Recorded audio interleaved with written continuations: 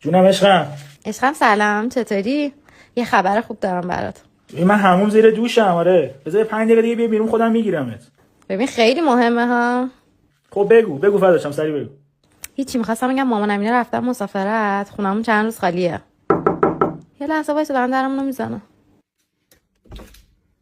ماماتینا کی رفتن؟ من اگر کافر و بیدین و خرابم به تو چه؟ به تو چه؟ نه. من اگر مست می و شرب و شرابم به تو چه؟ به تو چه؟ نه. عاشق سنتور و ربابم به تو چه؟ خیلی داره فوش سیامه تنش خرابش. نفس عمیق عادی هیچکی نمیفهمه. سلام بابا، من اومدم.